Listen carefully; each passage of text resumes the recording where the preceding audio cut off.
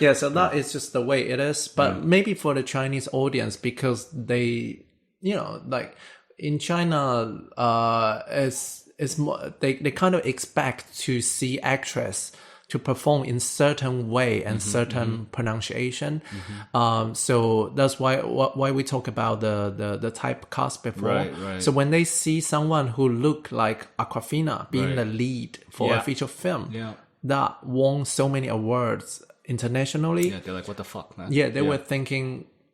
They even think about this kind of insult for Chinese image. I read about that. I read that Lulu got a lot of shit from that post, but as well pre. Like I knew with funding, this was an issue, right? I think there was an issue. It's like, oh well, if you're gonna shoot it in China, it's gonna be a joint invested film. You need to have a different lead. And Lulu was like, no, this is the lead. I thought she was great in it. The result was great anyway. The result. This is acting, right? Like I think what she did is, at least is how I define acting, which is. If you watched Awkwafina before the farewell, this is not how you imagine her, right? And this is an actor, an artist going along her journey, trying something new, and I think doing a pretty good job. Yeah, good job, and especially her scenes with you. Those are the best scenes. Come on, you don't have to. Yeah, but that's what I mentioned before. Because here they also see acting as a technique, a skill. Right. You have to do in front of the camera. So like even the way you say the lines, the voice, the vocal, how loud it is, the way you stand. So, for example, if Awkwafina stand like this, it's not a trend actor look for Chinese. Whereas I would probably the West sees that if she stands like that, that's because her character's like that, right? And it doesn't mean just because she stand like that doesn't mean she's not a good actor, because she is real. The real is the authentic. Exactly. Authenticity is the key for the Western audience. Right. You need to make people believe in you. That's the most important thing. It's not because you have better voice, you have people can prettier hear you better, face or something. Your back is straight. It's not because this is a film. It's a filmmaking. Filmmaking, the sound is a sound guy to fix the issue. It's not the actor's job to make it sound louder or something. Yeah. Do you think that's changing in China?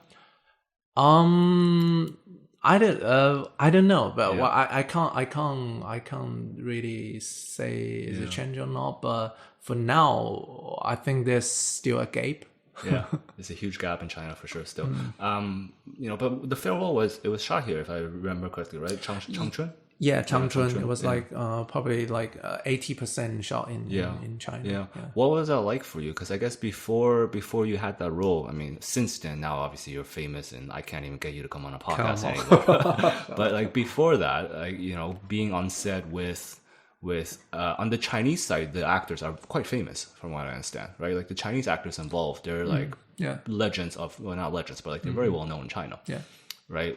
Was that more intimidating, or was it more intimidating sharing a screen with Awkwafina? Or was it more what? Intimidating? Like was it more intimidating? Like Chimmy? No, not chimmy. That's intimate. Intimate, like scary. Like nervous. Like was it for you? Yeah, was it more nervous being, because we talked about this. You're right down the middle. That's why you're perfect for that doctor role, right? Yeah. So was it more nerve-wracking, doing it with Awkwafina or with acting with Chinese actors? For me, back to that time, like 2 years ago when we filmed it, Awkwafina wasn't that big. Exactly. Yeah. She did Crazy Rich Asian already, but was not the lead, right? And also, I don't think it came out yet, did it? When you filmed? Probably not. So I didn't really know her much. I knew her from a YouTube video or something when she was a rapper. And also Lulu Wang, the director, I didn't know her that time. And she didn't have any feature film work that time, as far as I know. And other Chinese actors like Nai Nai, Zhao Shuzhen. Zhao Shuzhen is a she was more recognized for TV dramas for Chinese audience, those who watch family drama or something, but I didn't know much about that. Okay. So for me, cool, it was kind of okay. It wasn't, and for me, I don't really feel especially nervous when I work with celebrity or someone. Good. I think that's important. right? Yeah, in the end, I mean, actors are actors anyway. We are not there for competition. We are there to work together to create a scene. That's so interesting how you say that. You're not there to compete because you all have a role. Like literally, you all have a role, right? Yeah. I'm not there to show I'm a better actor. Because in the end, when audience they see a scene. They not just see me. It's not the close up on me all the time. It's I give you my lines, you give me my lines. When you say line, I really have to listen, and I need to observe other actors in the scene. But it was a kind of fun experience because when I worked for the Farewell, that was kind of the first time I'm involved in a production that half of the cast are the Chinese trained actors, and the half of them like Tisma, Awkwafina. Tisma's in everything now, by the way. Like, I know, literally also everything. That guy probably got the most fame. I know. He's the most famous Asian daddy in Hollywood. It's weird now when I see a trailer for an Asian film and he's not in it. Yeah, imagine if Nai speak English. She's probably very popular in Hollywood. Yeah, she get all the roles. But that was a cool experience. So I can really tell. So for example, Tisma and the other actors who play Awkwafina's uncle, Li Jingpo. Li Jingpo is experienced, kind of known mature actors. Yeah. So they play brothers. Right. But one was raised in China, one was raised in America. Yeah. And the fact is that both of them are good actors. Yeah. But their acting skills so different. Very different. Yeah. Very different. When they say the lines, they say it so differently. But for me, I think for the untrained eye, they probably don't see it. Like I think when my mom saw it, she probably didn't really recognize that. The Awkwafina's mom was probably my favorite character. I don't remember her name off the top of my head. I thought she was really, really good, or at least maybe just the most relatable to me. Because she reminded me the most of my mom.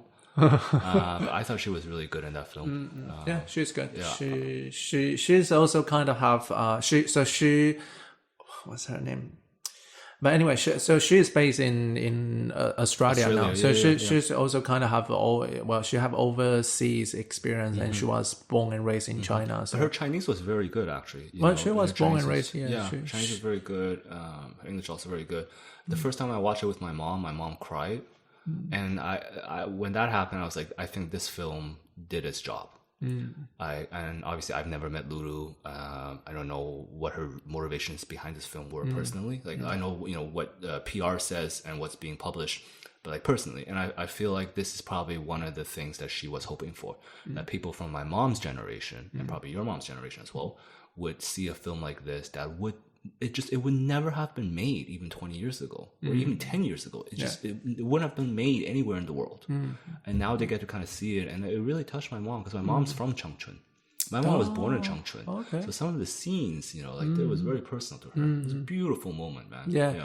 I think that time, so in the West, especially those Asian community, well, I don't see myself as Asian community in the West because I wasn't raised there. Sure. But from what I heard, like the ABC community, the CBC community, BBC, they were so happy that their story were finally told through cinema. Yeah.